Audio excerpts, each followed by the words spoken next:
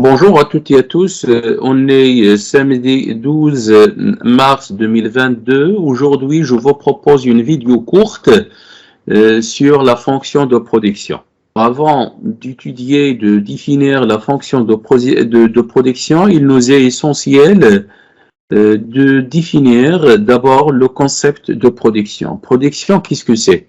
Donc la production est avant tout une activité humaine qui permet la création des biens et services destinés à la satisfaction des besoins. Donc la production consiste à transformer les ressources en produits finis. Donc, il s'agit d'une activité exercée par des personnes, par des êtres humains, donc il s'agit d'une activité humaine. La production est aussi une activité technique, car il s'agit de la combinaison des facteurs de production. Pour produire, le producteur a besoin des facteurs de production comme le travail, le capital ou les ressources ou le capital naturel. Alors, quels sont donc les principaux facteurs de production? Donc, il existe plusieurs facteurs de production définis par des auteurs, des économistes. Toutefois, on peut retenir principalement deux grandes catégories de facteurs de production. Donc, le premier facteur est le travail. Donc, le travail est un ensemble des activités économiques, manuelles et intellectuelles organisées et coordonnées, servant à produire des biens et des services. Donc, le travail, il s'agit des activités exercées par des personnes de manière organisée ou coordonnée afin de réaliser cette fonction de production des biens et des services. Donc, le travail est constitué des capacités physiques et mentales consacrées à l'activité de production. Le deuxième facteur est le capital. Donc, le capital dont il s'agit ici, le capital technique, on appelle le capital technique ou le capital physique. Il s'agit des équipements, des machines, du matériel, des outils utilisés pour réaliser la production. Le capital est un stock variable, surtout à long terme, dans le cadre de la stratégie d'investissement de l'entreprise. Et il se déprécie avec le temps du fait de l'usage, et du progrès technique aussi. Donc, l'entreprise ou le producteur, dans le cadre de sa stratégie d'investissement, procède au renouvellement du capital d'une manière périodique afin d'améliorer son niveau de production. Le troisième facteur est le facteur naturel.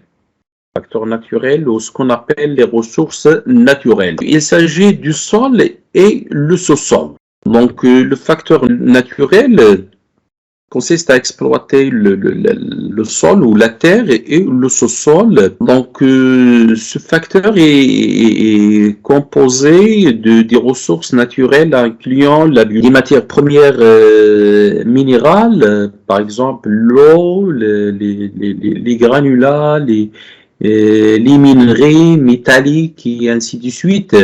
Du bois, par exemple, l'exploitation des forêts, le gaz naturel. Donc, il s'agit des ressources naturelles fournies par la nature. Voilà donc les principaux facteurs de production selon les économistes. Toutefois, nous adoptons la classification des facteurs de production en deux grandes catégories. À savoir le capital et le travail. On retient alors deux facteurs de production, le travail noté généralement L pour le labeur, la main-d'œuvre en anglais, et le capital noté K. Donc, en considérant que le facteur naturel fait partie du capital.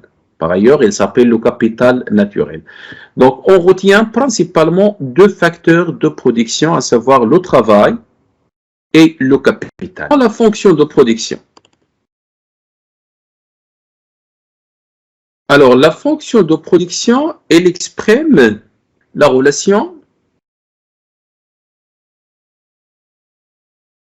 entre les combinaisons des facteurs de production et la quantité produite. On aura alors la fonction suivante. Si on considère que la production totale, c'est-à-dire le nombre total des unités produites, noté généralement PT ou Q pour la quantité, le nombre d'unités produites. Alors, on aura alors la fonction de production suivante.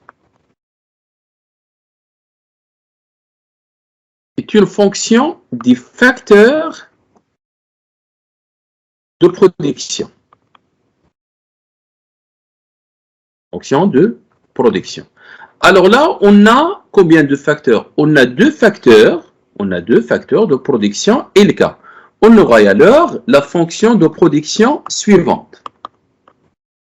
La quantité est une fonction de deux facteurs L et K. Alors, l'étude de la fonction de production se fonde principalement sur quatre hypothèses suivantes. La première hypothèse est l'homogénéité des facteurs de production pour analyser la fonction de production. Par exemple, on considère, si on prend le facteur travail, on considère que tous les employés ont les mêmes caractéristiques, c'est-à-dire les mêmes compétences, les mêmes capacités physiques et intellectuelles. Donc, c'est une hypothèse, bien que ce facteur est hétérogène, alors on considère que le facteur tous les facteurs sont homogènes. La même chose pour le capital. Toutes les unités des machines, toutes les machines sont les mêmes, ont les mêmes caractéristiques techniques et ainsi de suite.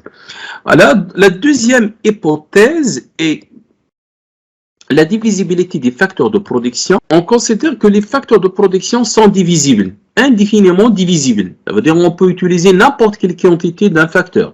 On peut utiliser 0,25 unités de facteur travail, n'importe quelle unité. Donc, les facteurs sont divisibles.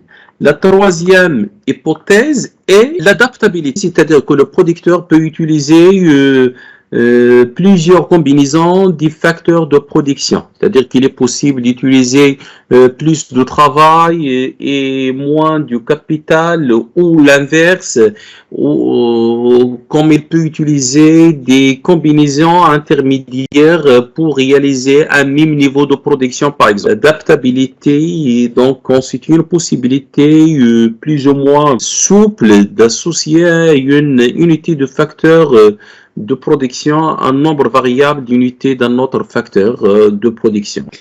La quatrième et la dernière hypothèse.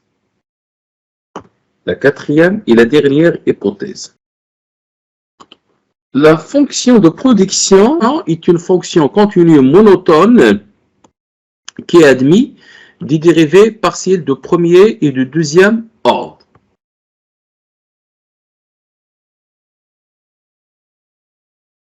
Donc, la fonction de production est une fonction continue monotone. Elle est continue sur l'intervalle de définition, c'est-à-dire selon les quantités des facteurs de production. Et le cas, il est aussi monotone, c'est-à-dire croissante décroissante ou l'inverse. Et cette fonction est dérivable, c'est-à-dire qu'il admet des dérivés partiels du premier et du deuxième ordre, c'est-à-dire qu'on peut calculer f' et f seconde de cette fonction. Voilà. Voilà donc les quatre principales hypothèses avancées pour pouvoir étudier la fonction de production. En microéconomie, on distingue deux termes pour étudier la fonction de production. Donc, on distingue deux types de fonctions de production. La fonction de production à court terme et la fonction de production à long terme. Alors, selon la variabilité des facteurs de production, deux fonctions de production peuvent être distinguées. Une fonction de production à court terme et la fonction de production à long terme. À court terme, l'un des facteurs de production est fixe, tandis que l'autre est variable. À long terme, tous les facteurs de production sont variables. Voilà donc la différence entre les deux fonctions de production. Donc c'est ce qu'on va voir dans les prochaines vidéos. Voilà, je vous souhaite bon courage et bonne lecture.